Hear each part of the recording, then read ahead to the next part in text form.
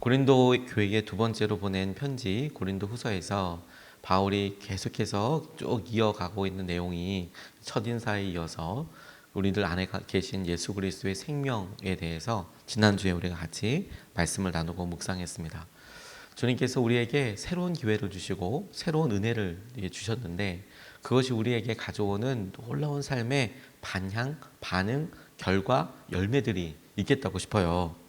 우리 안, 질그릇이라고 표현된 질그릇 같은 우리 안에 우리의 삶에 보배이신 예수님, 그분의 생명, 예수님을 믿음으로써 일어나게 되는, 보여지게 되고 깨닫게 되는 믿음의 눈, 그렇게 돼서 주어지게 되는 기회, 믿음으로 살 수 있는 기회, 이것을 다양한 단어와 단어한 표현으로 우리에게 강조하고 있는 본문이라고 저는 그렇게 붙잡았습니다.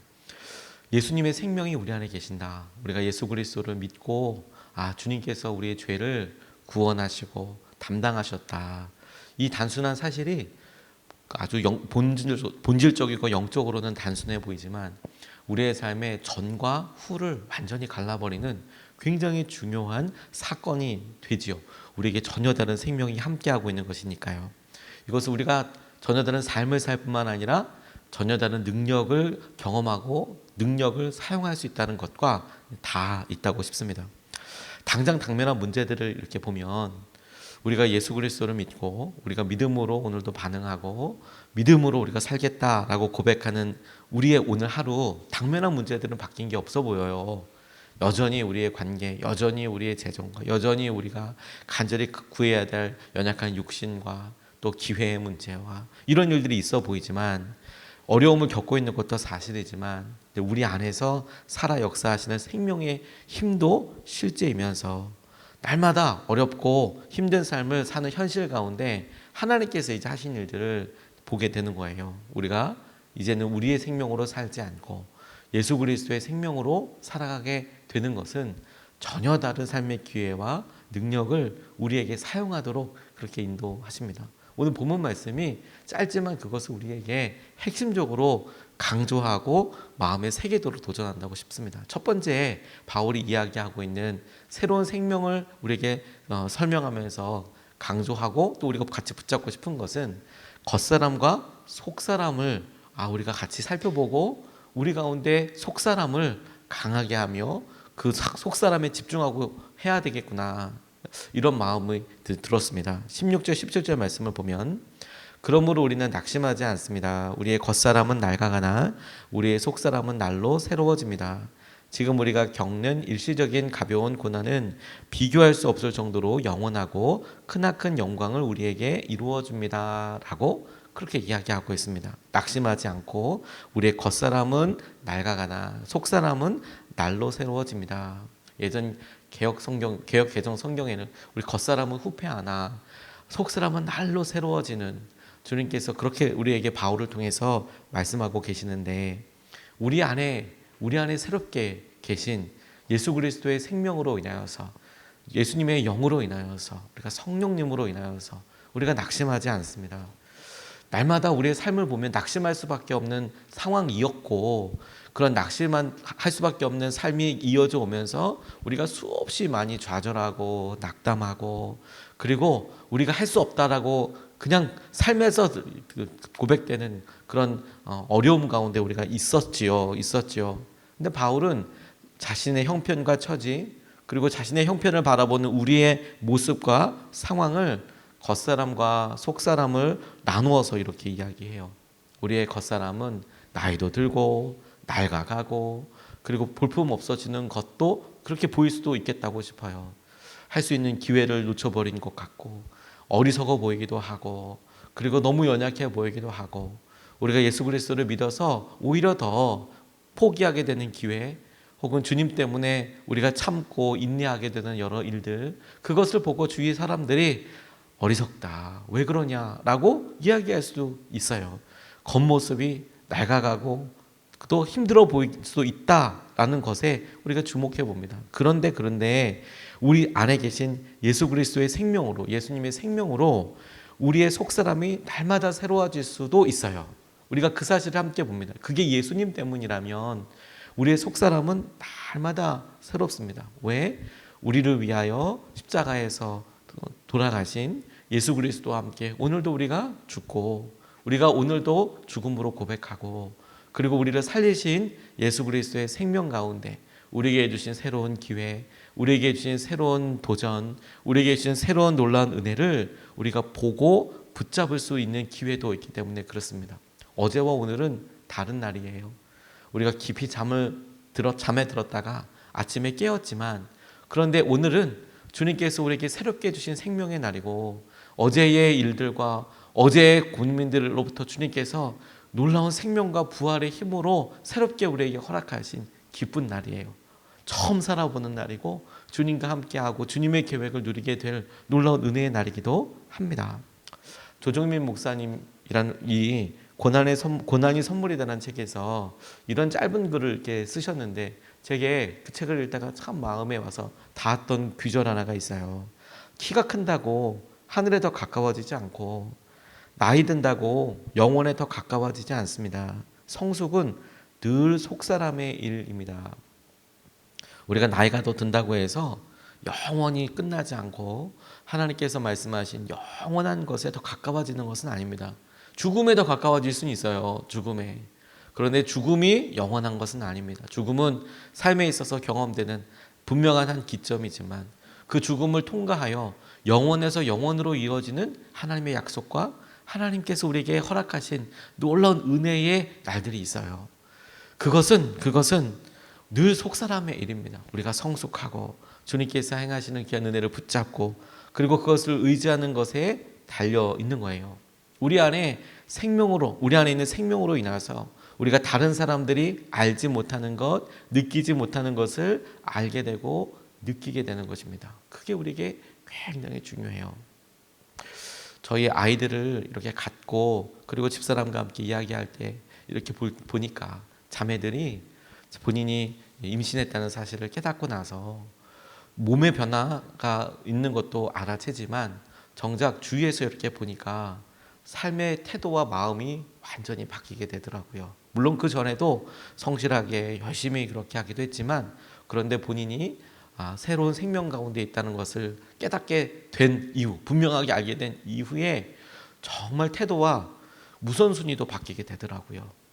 그리고 다만 그것뿐만이 아니라 결정하는 것도 바뀌게 되고, 그리고 전에는 생각하지 못했던 것, 보지 못했던 것들도 알아차리게 되더라고요.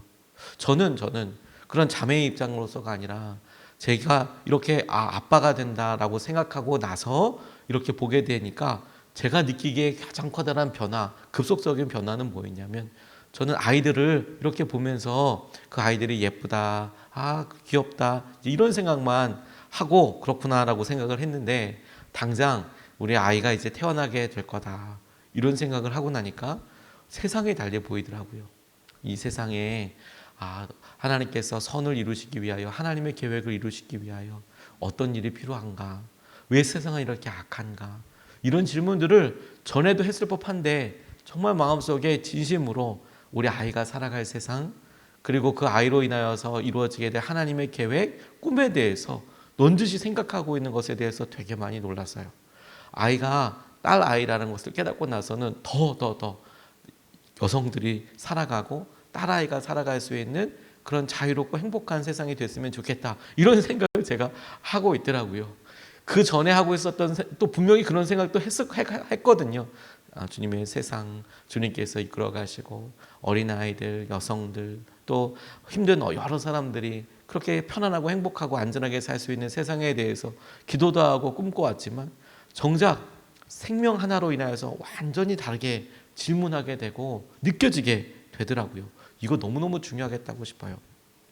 예수 그리스도의 생명이 우리 가운데 옴으로 인하여서 우리에게 그것의 증거와 열매가 전혀 다른 눈으로 우리가 우리의 삶에 뭉쳐져 있었던 관계들을 바라보게 됩니다.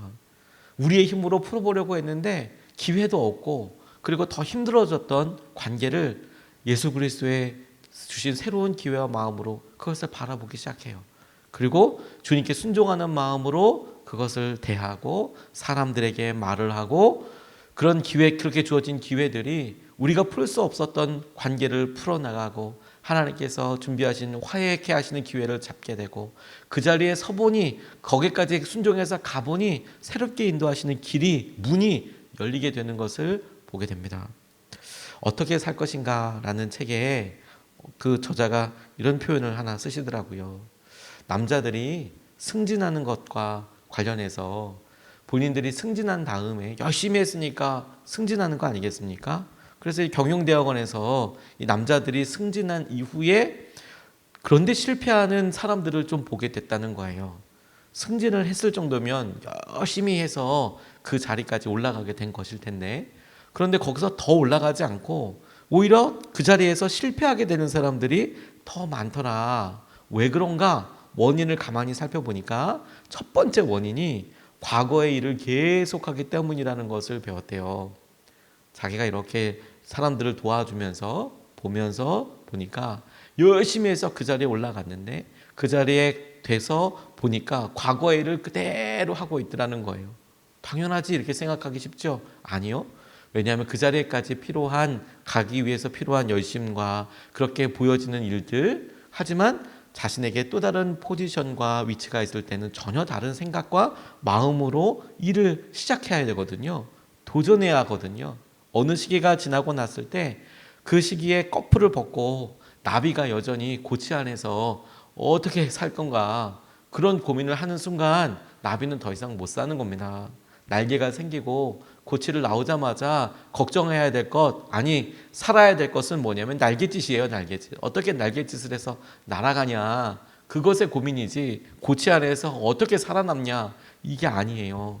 우리에게도 마찬가지죠. 주님께서 우리에게 질그릇 같은 우리 안에 새로운 생명을 주셨다라고 이야기하시는 것은 우리가 그전의 삶에 매여서 사는 것이 아니고 주님의 생명으로 어떻게 살아갈 것이냐, 어떻게 우리가 도전하며 나아갈 것이냐, 그게 너무 중요한 문제가 되는 겁니다.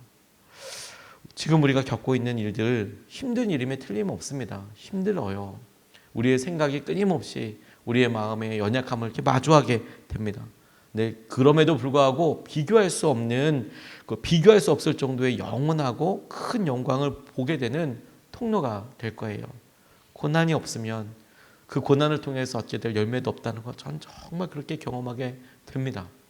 믿음으로 한 걸음 한 걸음 나아갔을 때 지나간 것을 통해 이렇게 나눌 수 있는 것은 우리가 고생했다라는 단순히 어려운 시기가 아니라 그런 일이 참 힘들고 그런 일이 참 대책이 없었는데 그럼에도 불구하고 하나님께서 어떻게 그 길을 통과하게 해주셨나. 그 길이 절망의 길이고 끝인 것처럼 보였지만 그 일을 주님과 함께 마주하게 되고 그 일을 하루하루 그렇게 버틴 것 같은데 그 일이 통과하고 난 다음에 하나님께서 우리에게 허락하신 일들은 얼마나 놀라운 일이었나. 그걸 자랑하는 것밖에, 자랑할 것은 그런 것밖에 없더라고요. 주님이 이거 하셨구나, 주님이 일하셨구나. 그래서 압니다. 우리의 겉사람은 날마다 낡아가는 것 같아요. 힘들어지는 것 같아요.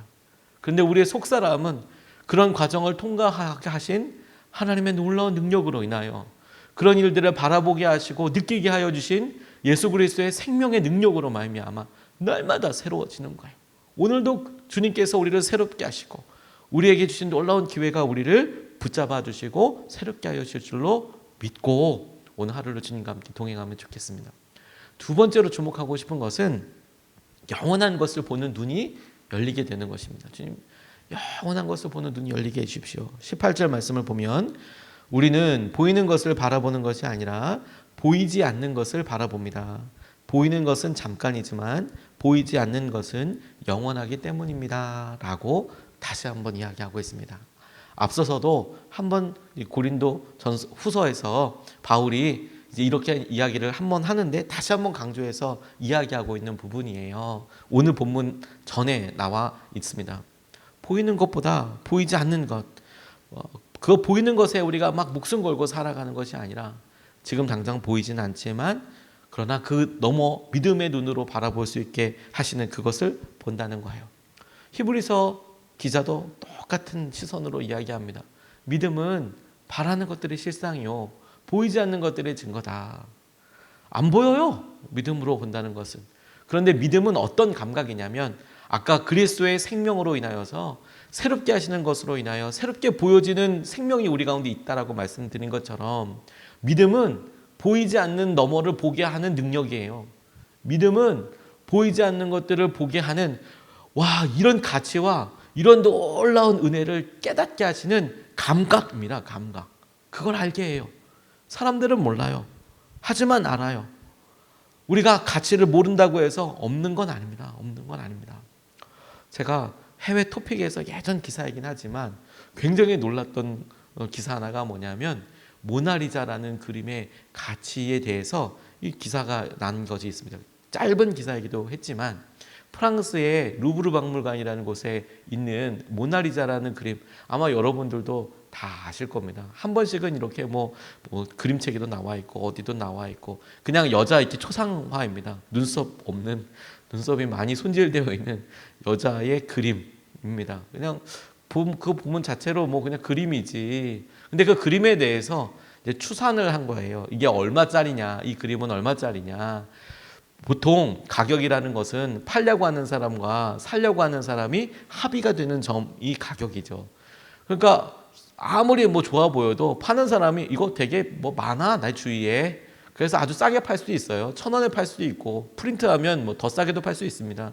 그런데 우리가 아무리 보기에 저거 좀 허접하다, 저거 어디다 쓰냐라고 하더라도 그게 너무 희귀하고 그리고 몇몇 사람들한테 정말 꼭 필요한 거라면 가격은 이거 뭐 팔려고 하는 사람의 원한만큼 쫙 올라가겠죠. 그게 꼭 필요한 거면. 아무튼 가격이 그렇게 맞춰지게 될 텐데 이 모나리자는 프랑스에서 절대로 안 판대요. 뭐 그렇게 전제를 하고 그럼에도 불구하고 그 모나리자가 관광객들을 유치하는 그런 영향력, 그리고 그것이 프랑스의 예술계에 갖고 있는 어떤 네임 밸류 뭐 이런 것들을 평가해서 얼마냐라고 추산했냐면 그림 한 장이 40조라고 이렇게 이야기를 했더라고요. 40억도 사실 비싸죠. 그런데 가끔 보면 무슨 경매에서 누구누구 유명한 사람의 그림이 몇 천억이었다 이런 걸 보고 너무 와닿지가 않아요. 사실 저는 그게 그림을 좋아하긴 하지만, 그리고 그 그림을 보는 것도 좋아하긴 하지만 그게 몇 천억이냐라고 하면 뭐 그런 돈은 뭐 비슷하게도 없기도 하지만 일단 뭐 저는 잘 모르겠어요. 근데 일단 40조라고 이렇게 쓰여 있는 거예요. 그래서 생각해 보는 거죠. 야, 이걸 40조 주고 돈이 내가 있다고 하더라도 40조를 주고 살까? 이런 생각도 들기도 했고 그냥 그걸 보고 좀 되게 그냥 웃었어요. 아무 현실감이 없어지니까, 너무 비싸니까. 하지만 이런 생각도 내심 해보게 됐습니다. 어떤 사람들, 전문가들, 그걸 가치를 알아보는 사람의 입장에서는 그 그림 한 장이 40조나 된대요. 근데 저같이 그것을 잘 알아보지 못하고 그냥 좋다 나쁘다라고 이렇게 하는 정도의 아마추어 같은 사람이 보기에는 40조까지는 아닐 수 있죠. 4천만 원도 비싸다고 생각하고 400만 원도 제가 하기엔 너무 힘들다고 생각하고 40만 원도 집사람과 꼭 이야기한 다음에 사야 될 것 같은데 40조는 말도 안 되죠. 그러면 가치가 없어지는 겁니까? 제가 못 알아보면? 아니에요. 제가 못 알아본다고 그 가치가 없어지는 것이 아니에요. 그게 얼마나 소중하고 얼마나 놀라운 것인가를 알아차리는 사람에 따라서 그것을 대가를 지불하고 그리고 그것을 통해서 할 수 있는 일들을 통해서 그 가치가 주어지죠. 우리가 그 일을 다 알아보지 못한다고 해서 그것이 가치 없는 것이 아닙니다. 영원한 것도 똑같습니다. 하나님께서 우리에게 약속하신 것들이 몇몇 사람들이, 아니 많은 사람들이 그걸 모른다고 해서 가치가 없어지는 게 아닙니다. 그것을 지불하시고 약속하시고 만드신 분께서 우리에게 그것의 용도와 그것을 통하여서 우리에게 허락하신 것을 모르기 때문이에요. 영원으로 이어지는 하나님의 놀라운 계획을 모르기 때문이죠. 그래서 그것이 우리에게 있어도 우리는 당장 눈에 앞에 보이는 염려되고 좌절되게 하는 여러 일들에 매여 있어요. 이건 믿음의 사람과 관련된 일이 아닙니다. 우리는 보이지 않는 것들을 바라봐요. 보이지 않는 것들을. 엘리사가 아람 왕 벤 하닷이 그가 살고 있던 도단을 뺑뺑 둘러싸고 있을 때 엘리사와 함께 있었던 게하시가 그거 보고 실겁합니다. 이게 뭐냐고, 죽었다고, 어떻게 해야 되냐고 라고 생각할 때 엘리사가 염려하지 않았어요. 그리고 우리와 함께하는 사람이 더 많다고 이야기해 줬어요. 게하시는 안 보였습니다.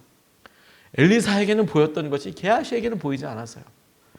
엘리사가 기도합니다. 눈을 열어달라고. 게하시가 그 기도와 함께 눈 뜨고 나서 보니 벤하닷이 데리고 온 아람 군대보다 더 많은 불말과 불병거가 뺑뺑뺑뺑 둘러싸고 있는 것을 봤어요. 그걸 보고 나니 두렵지 않았어요. 보고 나니 두렵지 않았어요. 그게 주님께서 우리에게 허락하신 것입니다. 영원한 것을 위해서. 지금 우리를 힘들게 하는 어려움들은 잠깐이면 지나가게 될 겁니다. 잠깐이면. 하지만 주님께서 우리에게 약속하신 말씀은 영원합니다. 없어지지 않습니다. 주님이 허락하신 천국도 영원합니다. 주님을 위한 주님을 위한 또 주님이 말씀하신 열매 역시 사라지지 않습니다. 주님께서 우리를 통하여 순종케 하신 것들, 그 순종을 통해서 주님께서 이것이 열매다라고 말씀하신 것들 사라지지 않습니다. 영원한 것입니다. 우리 시대에 순교자로서 유명한 짐 엘리엇이라는 그분이 아우카족에게 가서 사람들 앞에서 이렇게 이야기했던 대로 선교하러 이렇게 들어갔던 그 초기에 그가 그냥 순교 당했어요. 그에게 총도 있었고 그 자신을 보호할 수 있는 것들이 있었지만 이제 선교하러 들어가는 그 사람들에게 총을 쏠 수 없었기 때문에 그냥 화살과 창에 맞아서 죽었습니다. 근데 그것을 당시에 막 개발된 인공위성 사진으로 그 처참한 현장을 사진으로 찍혔다는 거예요. 그래서 신문에 났습니다. 너무 안타까웠어요. 그걸 보고. 근데 기사 제목이 뭐였는지 아십니까? 그걸 보고 세상 기사가 뭐였냐면 이 얼마나 낭비인가. 라이프즈에 나와 있는데 이 얼마나 낭비인가. 아니 이 훌륭한 사람들이 휘튼 대학을 수석으로 졸업한 그가 친구 4명과 함께 들어가서 아니 뭔가 선교를 해보지도 못하고 만나서 거의 처음으로 조우했을 때 처음으로 만났을 때 그들과 접촉도 못하고 그냥 다 죽었어요. 그냥 그걸 보고 이 얼마나 낭비인가 이게 이 삶이 20대를 그렇게 꽃같이 피고 한참 해야 될 사람이 아니 들어가서 바로 허무하게 죽으니까 이 얼마나 낭비인가 그게 이제 제목이었어요. 기사의 제목.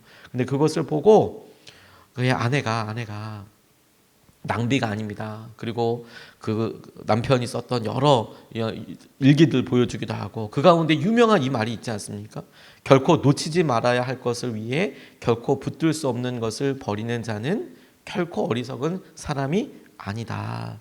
놓치지 말아야 할 것을 위해 붙들 수 없는 것들을 버리는 자는 어리석은 사람이 아니다. 아무리 붙잡으려고 해도 내가 붙잡을 수 없는 거 이걸 결코 놓치면 안 될 소중한 가치들을 위해서 영원한 가치들을 위해서 버리는 것은 어리석은 사람이 아니다. 이건 그의 아내가 했던 말이 아니라 짐 엘리엇이 했던 말입니다. 그런데 여러분 제가 이걸 영어로도 다시 찾아보니까 이렇게 해석할 수도 있더라고요. 짐 엘리엇이 그의 일기장에 썼던 표현 중에서 우리가 결코 붙들 수 없는 것들을 이라고 나와 있는 그 표현을 짐 엘리엇이 keep이라는 단어를 써요. What it cannot keep 이라고 유지할 수 없는 것들 그걸 유지할 수 없는 것 keep 그걸 유지하고 그것을 지키고 그것을 붙들 수 없는 이라고 해석도 했는데 저는 keep이라는 단어를 이렇게 보면서 붙들 수 없는 이라는 것보다 결코 유지할 수 없는 그렇게 하니까 마음이 더 확 닿았어요. 아 그렇구나. 내가 내 힘으로 막 유지하려고 막 아등바등 힘들게 막 그렇게 하고 있는데 내가 유지할 수 없는 것들을 이대로 내가 계속 유지할 수 없는 것들을 위해서 내가 결코 놓쳐서는 안 될 것들 잃어서는 안 될 것들을 포기해 가면서 그러면서 이거 내가 유지하려고 해봐야 얼마 있다가 그냥 이거 유지하지 못하고 폭삭 오히려 이게 폭삭 없어지고 나면 그거야말로 실패이고 그거야말로 너무 낙담하는 거 아니겠습니까?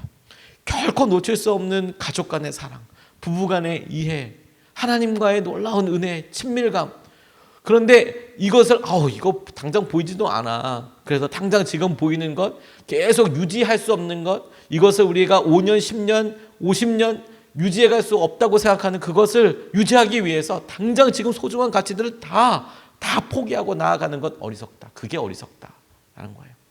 영원한 눈이 열려서 하나님께서 하시는 은혜와 마음들을 함께 보게 되기를 주님의 이름으로 도전합니다. 2가지 말씀을 같이 나눴습니다. 겉사람과 속사람. 주님 우리의 겉모습은 나날이 낡아가는 것 같지만 우리의 속사람은 주님을 닮아서 날마다 새롭게 하여 주십시오. 영원한 것을 보는 눈이 열리게 해주십시오. 주님 결코 유지할 수 없는 것을 놓고 막 목숨 걸고 그러지 않고 영원한 것을 위해서 살아가도록 우리를 붙잡아 주십시오.